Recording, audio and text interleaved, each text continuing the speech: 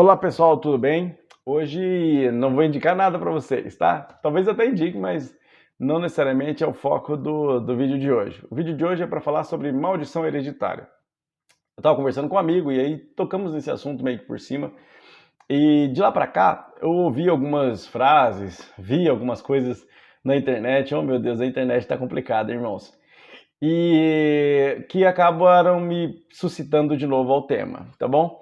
Então, eu gostaria de falar para vocês sobre esse assunto, e não vou chover no molhado, mas vou me posicionar logo de cara. Maldição hereditária não existe, quem acredita é herege, quem abraça esse tipo de conversa está abraçando heresia, então vou te explicar para você, até o final desse vídeo, por que eu acredito nisso, tá bom? Então vamos lá.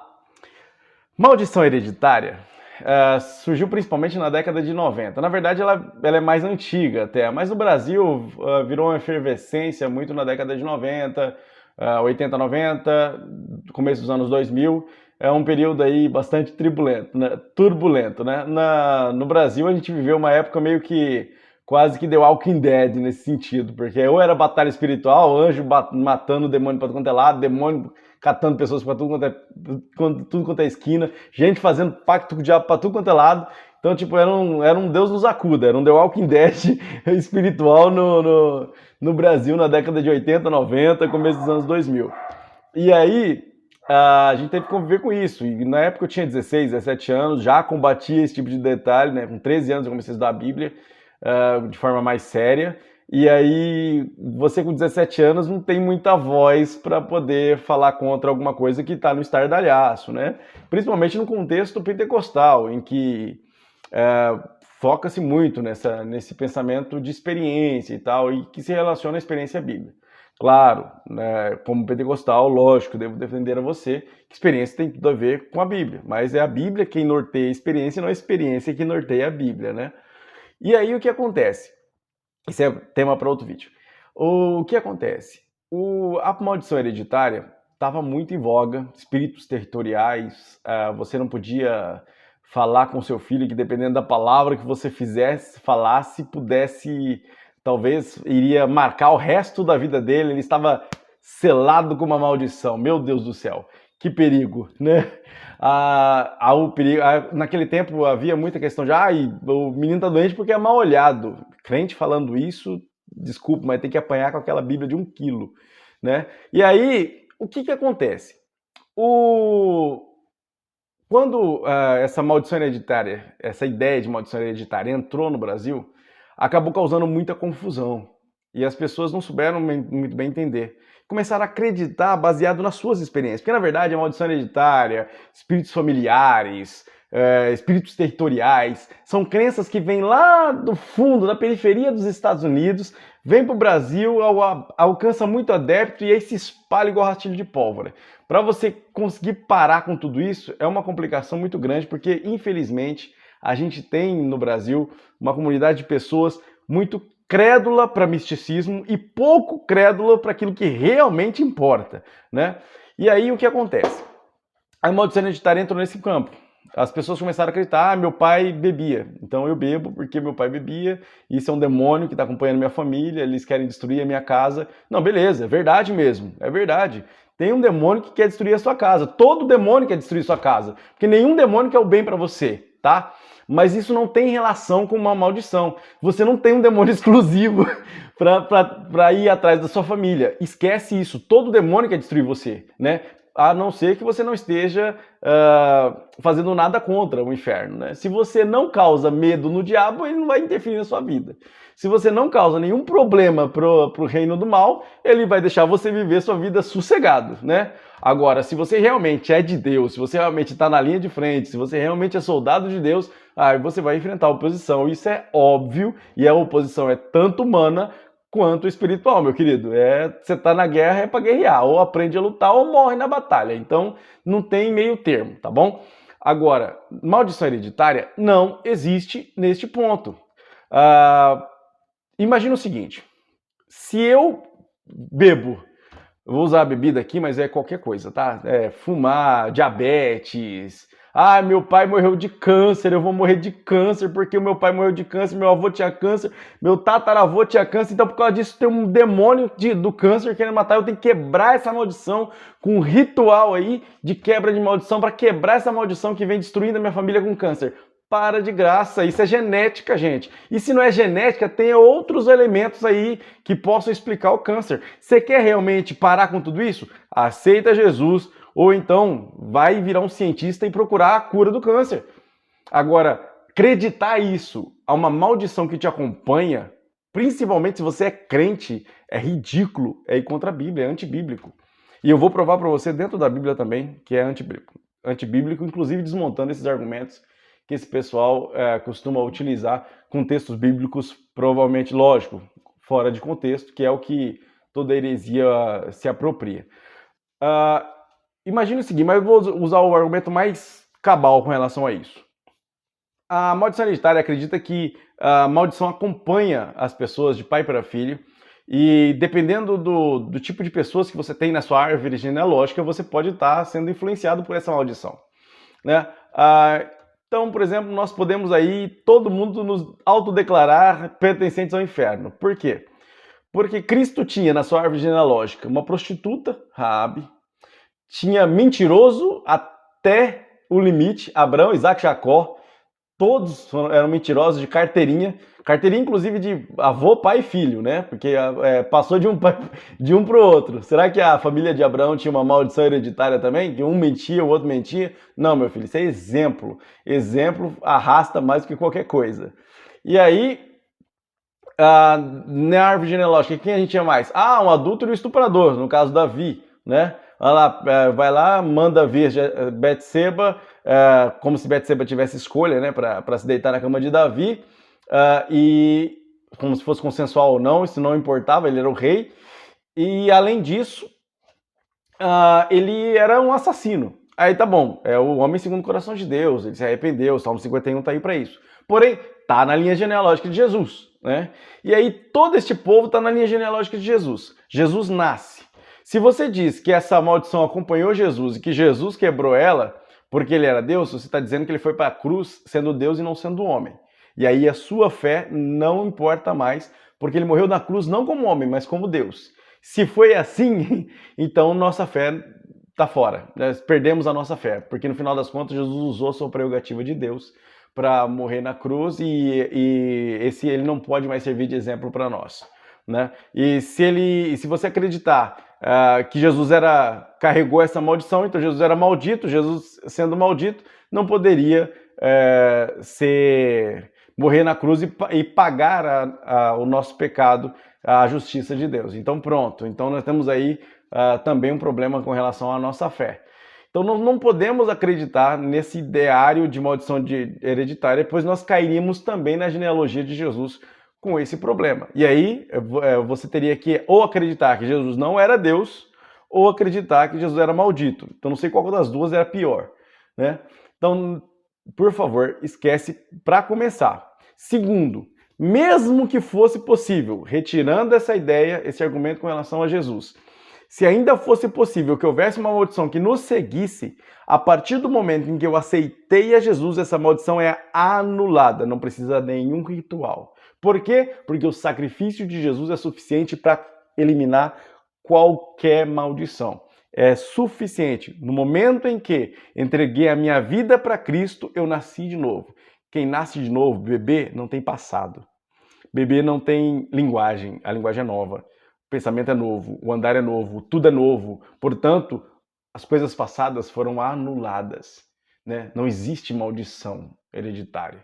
E se crente acredita nisso, se a pessoa aceitou Jesus, veio para Cristo e acha que o sacrifício de Cristo não foi suficiente para eliminar essa maldição e que essa maldição ainda acompanha a sua família, meu filho, você está na religião errada, crendo no Jesus errado, vai se converter, lê a Bíblia que Cristo está aí para te salvar, tá bom? Não creia em uma bobagem tamanha dessa, porque você invalida a cruz e a ressurreição de Cristo. E não podemos aceitar esse tipo de baboseira nos nossos púlpitos e no nosso meio, tá? Quem quer que diga qualquer coisa que diga relacionada a isso.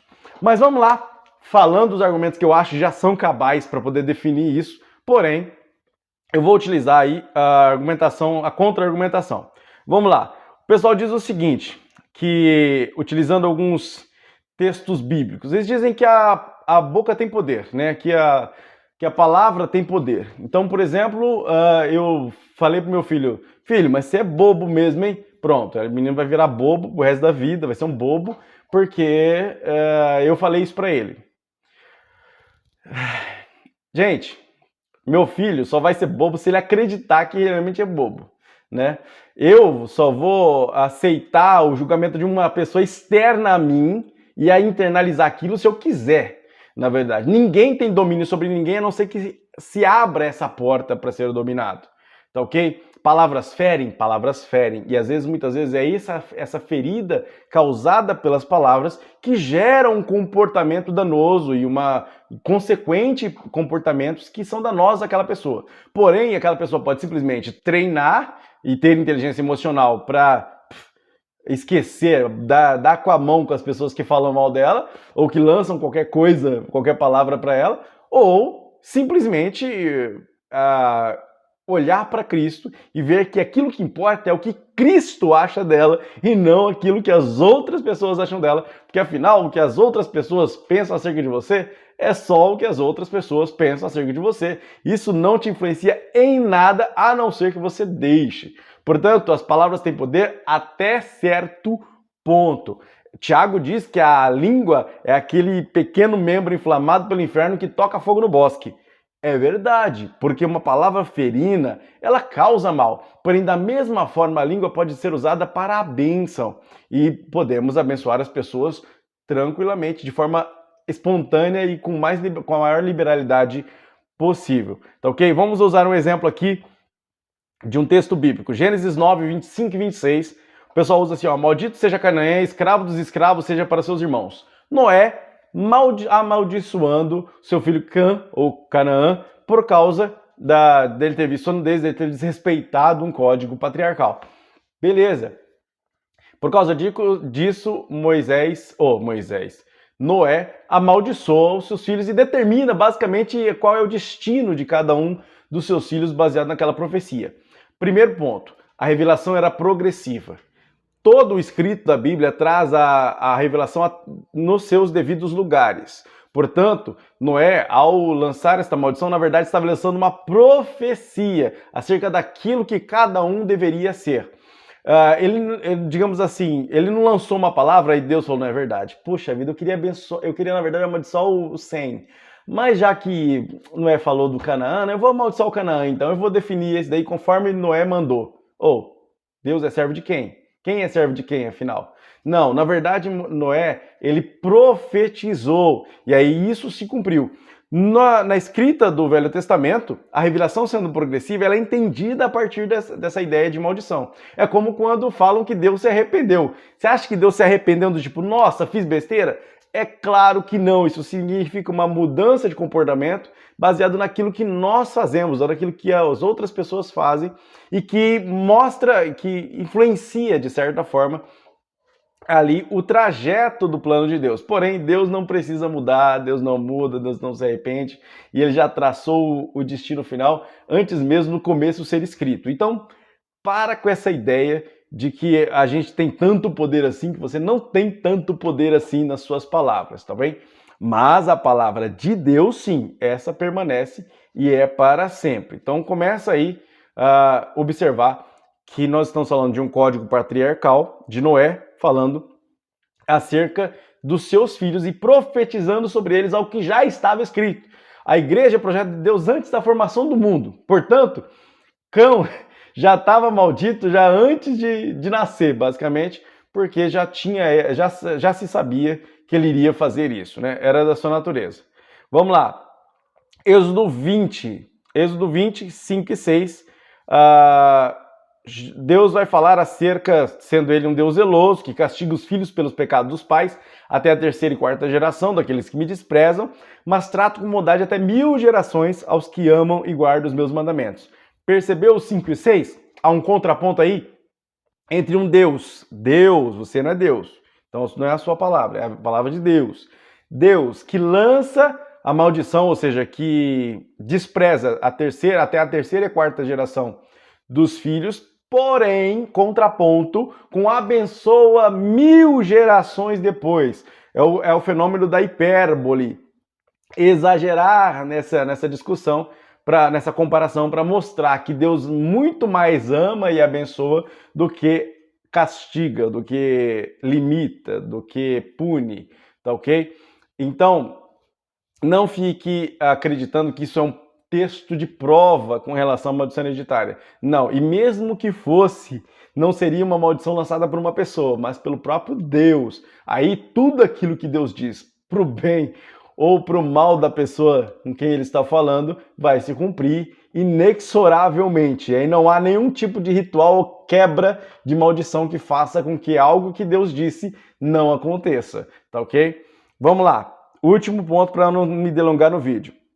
Deuteronômio 11, 26, 28 fala de Moisés dando aí colocando diante do povo bênção e maldição. Vocês terão bênção se obedecerem aos mandamentos, maldição se desobedecerem, etc. Todo o capítulo 28, por exemplo, de Deuteronômio é uma lista de bênçãos e maldições. E nós vemos isso com uma ideia em que Deus mostra ao povo, né, quais são as consequências da obediência e da desobediência. Isso não tem relação direta com uma maldição que vai acompanhar o povo por causa disso. O povo se desviou e, em consequência dos seus pecados, eles acabaram perdendo as bênçãos de Deus. Da mesma forma, nós. Cada alma vai ser responsabilizada pelo próprio pecado. É o que, por exemplo, Ezequiel 18, 1 a 4, vai falar. No verso 4, ele vai falar: aquele que pecar é que morrerá. Deus não mata o filho por causa do pecado do pai, nada disso. Quando essa ideia de maldição, quando chega no Novo Testamento, os fariseus chegam para Jesus e dizem: olha, esse daí, quem pecou? O seu pai? Ou ele mesmo, que acreditavam na ideia de pré-existência da alma? Ou ele mesmo para que ele nascesse assim? De que Jesus diz? Nem ele, nem seus pais. Mas isso foi para a glória de Deus, ou seja, estava no plano de Deus. Não é uma maldição que alguém lançou, não é alguma coisa que veio em decorrência de algum pecado de algum familiar anterior, não é uma palavra lançada. Aquilo ali era um projeto, um propósito, havia um propósito ali incutido. Nós não temos a visão do todo, quem tem a visão do todo é ele. Mas uma coisa é certa: o filho não morrerá pelo pai, nem o pai levará a culpa do filho. É o que diz Ezequiel, tá ok? Não se esqueça disso. Lembra que no Novo Testamento, o único que teve capacidade de amaldiçoar e realmente foi amaldiçoado foi Jesus, que amaldiçoou a figueira. E aí nós estamos falando do próprio Deus. Inclusive, isso é uma dica para você lembrar, tá? Que os atos de Jesus foram tão planejados que faziam referência direta a coisas do Antigo Testamento que o próprio Deus, o Yahvé, fazia no Antigo Testamento. Então Jesus, principalmente no Evangelho de João, prova que ele é Deus, fazendo as mesmas coisas que o Deus Yahvé fazia lá no Antigo Testamento, tá bom? Tendo essas prerrogativas. Bom, o vídeo tá ficando grande demais. Não quero exacerbar no tempo, mas ratificando para você. Cristo na cruz anulou toda e qualquer maldição, e a maior maldição de todas, que era o peso do pecado. Portanto, a justiça, o juízo sobre o pecado, ele anulou na cruz. Diz Paulo que ele rasga a cédula e crava ela na cruz. Então, glória a Deus, estamos livres. E se você não está livre, se você ainda se achar acorrentado pelas maldições que você acha que as pessoas lançaram sobre você, ou que você lançou sobre você através do seu próprio pecado, através de uma crença errada, e aí eu disse com veemência para esse meu amigo, uma crença errada mata mais que armas. E é verdade, uma crença errada mata mais que armas. Então, temos que tomar muito cuidado com as heresias que abraçamos, porque elas são antigas, se vestem de roupa nova e vêm para o nosso tempo querendo confundir a nossa mente. Cristo na cruz, de braços abertos, eliminou através do seu sangue, puro, carmesim, inocente, toda e qualquer maldição. Portanto, se você tem esse Cristo, você sabe que você é livre de toda e qualquer maldição. E se você não tem esse Cristo, feche os teus olhos. Terminou este vídeo? Dobre os seus joelhos. Levanta sua voz ou seu pensamento a Deus e diz: Deus, coração está aberto. Vem morar em mim. Ah, Júnior, precisa de mais alguma coisa? Não, não precisa de mais nada. Senhor, de coração aberto, vem morar em mim. E aí, ele gradativamente vai modificando o seu coração, impulsionando você a fazer o que é certo, a procurar uma igreja, a procurar um mentor, a procurar alguém que te direcione, a abrir uma Bíblia, a lê-la, a estudá-la e a crer verdadeiramente que Cristo é Senhor e Salvador. Portanto, Ele é Senhor de todas as coisas, vida e morte, bênção e maldições, e é também o nosso Salvador de todo o juízo do pecado e nos livra do laço da morte e de toda e qualquer palavra lançada não prospera naquele que tem a Cristo como Senhor e Salvador. Amém? Te espero então na próxima reflexão e se você tem alguma coisa a dizer, diga aqui nos comentários, dialoga comigo e fala aí os temas que você gostaria que nós debatêssemos nos próximos vídeos. Grande abraço, galera. Até a próxima, se Deus quiser. Fiquem com Deus.